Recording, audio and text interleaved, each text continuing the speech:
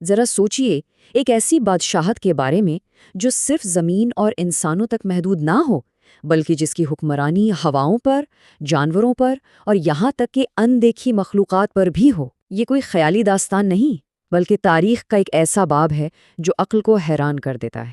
کیا ایسا سچ میں ممکن ہے کہ کوئی حکمران ہوا کا رخ موڑ دے، چیونٹیوں کی باتیں سمجھ لے؟ جی ہاں، یہ ایک حقیقت ہے، اور یہ کوئی افسانہ نہیں ہے۔ ہم بات کر رہے ہیں اللہ کے برگزیدہ نبی حضرت سلیمان علیہ السلام کی۔ ان کی بادشاہت ایسی تھی جس کا تصور کرنا بھی مشکل ہے، اور یہ سب قصے کہانیاں نہیں، بلکہ وہ حقیقت ہے جس کی گواہی آسمانی کتابیں دیتی ہیں۔ تصور کریں، ایک بادشاہ جس کے ایک اشارے پر تیز ہوائیں چلنے لگیں جو مہینوں لمبے سفر کو ایک ہی دن میں طے کروا دیں۔ یہ محض طاقت کا مظاہرہ نہیں تھا، یہ کائنات کی قوتوں پر ایک خدائی اختیار تھا۔ ان کی بادشاہت صرف انسانوں پر نہیں تھی، وہ ہر جاندار کی بولی سمجھتے تھے، پرندوں کے نغموں سے لے کر چینٹیوں کی سرگوشیوں تک۔ یہ ایک ایسی حکمت تھی جو انہیں کائنات کی ہر مخلوق سے جوڑتی تھی۔ اور شاید سب سے حیران کن بات یہ کہ ان کی حکمرانی ان قوتوں پر بھی تھیں جو ہماری نظروں سے پوشیدہ ہیں۔ جی ہاں، جنات ان کے تابع تھے۔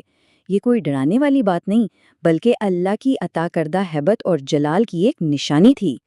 لیکن سوال یہ پیدا ہوتا ہے کہ آخر یہ سب ممکن کیسے ہوا؟ اتنی طاقت آئی کہاں سے؟ اس کی بنیاد حضرت سلیمان علیہ السلام کی ایک بہت ہی خاص دعا تھی جو انہوں نے اپنے رب سے مانگی تھی۔ انہوں نے اللہ سے دعا کی کہ اے میرے رب، مجھے ایسی بادشاہت عطا فرما جو میرے بعد کسی اور کے لیے سزاوار نہ ہو، اور اللہ تعالیٰ نے ان کی یہ بے مثال دعا قبول فرمائی۔ تو ایک بات بالکل صاف سمجھ لیں، ان کی یہ قابلیتیں کوئی جادو نہیں تھی۔ جادو تو انسان کا فریب اور ایک شیطانی عمل ہے، جبکہ یہ ایک معجزہ تھا، اللہ کی طرف سے دی گئی ایک نشانی، ایک کھلی حقیقت۔ تو آئیے ذرا قریب سے دیکھتے ہیں کہ یہ خدائی اختیارات والی بادشاہت اصل میں کام کیسے کرتی تھی۔ ہوا ان کے لیے ایک شاہی سواری کی طرح تھی۔ صبح کا سفر 1 مہینے کی مسافت جتنا ہوتا اور شام کا سفر بھی 1 مہینے جتنا۔ اس طاقت نے فاصلوں کو بے معنی کر دیا تھا اور ان کی سلطنت کو ناقابل تسخیر بنا دیا تھا۔ جنات ان کے لیے ایک ایسی ورک فورس تھے جو کچھ بھی کر سکتی تھیں۔ وہ عظیم الشان عمارتیں بناتے، سمندر کی تہہ سے موتی اور خزانے نکال لاتے، غرض وہ کام کرتے جو کسی انسان کے بس میں نہیں تھا، اور یہ سب اللہ کے حکم کے تحت تھا۔ ایک مشہور واقعہ ہے کہ جب ان کا لشکر ایک وادی سے گزر رہا تھا تو ایک چونٹی نے دوسری چونٹیوں کو خبردار کیا۔ حضرت سلیمان علیہ السلام نے اس کی بات سن لی اور اللہ کا شکر ادا کرتے ہوئے مسکرا دیے۔ یہ واقعہ بتاتا ہے کہ ان کی طاقت میں تکبر نہیں بلکہ حکمت اور شفقت تھی۔ لیکن اتنی بڑی طاقت کا آخر مقصد کیا تھا؟ صرف حکومت کرنا؟ نہیں، اس کا اصل مقصد ملکہ سبا کے قصے میں ظاہر ہوتا ہے۔ یہ وہ موقع تھا جب دنیا نے دیکھا کہ یہ بادشاہت کیوں دی گئی تھی۔ یہ کوئی جنگ نہیں تھی۔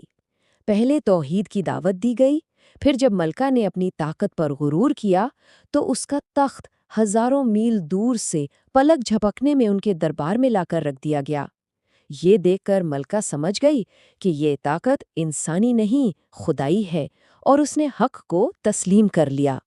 تو ثابت ہوا کہ اس عظیم سلطنت کا مقصد دنیا فتح کرنا نہیں تھا، بلکہ دلوں کو فتح کرنا تھا اور انہیں ایک اللہ کی طرف رہنمائی کرنا تھا۔ اور اب ہم اس داستان کے آخری اور شاید سب سے گہرے سبق کی طرف آتے ہیں۔ یہ وہ سبق ہے جو دنیا کو حضرت سلیمان علیہ السلام کے انتقال کے وقت ملا۔ ہوا کچھ یوں کہ حضرت سلیمان علیہ السلام اپنے عصا یعنی لاٹھی کے سہارے کھڑے تھے کہ ان کا انتقال ہو گیا، لیکن ان کی ہیبت ایسی تھی کہ جنات جو انہیں دیکھ رہے تھے یہی سمجھتے رہے کہ وہ زندہ ہیں اور کام میں لگے رہے۔ یہ سلسلہ چلتا رہا، یہاں تک کہ ایک چھوٹی سی دیمک نے ان کی لاٹھی کو اندر سے کھوکھلا کر دیا۔ جیسے ہی لاٹھی ٹوٹی، ان کا جسم زمین پر آ گیا۔ تب جنات کو احساس ہوا کہ وہ تو بہت پہلے وفات پا چکے تھے۔ اس ایک لمحے نے یہ ثابت کر دیا کہ جنات جتنے بھی طاقتور ہوں، غیب کا علم یعنی اندیکھی چیزوں کا علم صرف اور صرف اللہ کے پاس ہے۔ حضرت سلیمان علیہ السلام کی زندگی کا نچوڑ یہی ہے۔ اصل طاقت دنیا کی چیزوں کو کنٹرول کرنا نہیں بلکہ اس ایک خالق کی فرمانبرداری ہے جس نے پوری کائنات بنائی ہے۔ یہ وہ سوال ہے جو ہمیں سوچنے پر مجبور کرتا ہے کہ طاقت، حکمت اور ایمان کا حقیقی مطلب آخر ہے کیا؟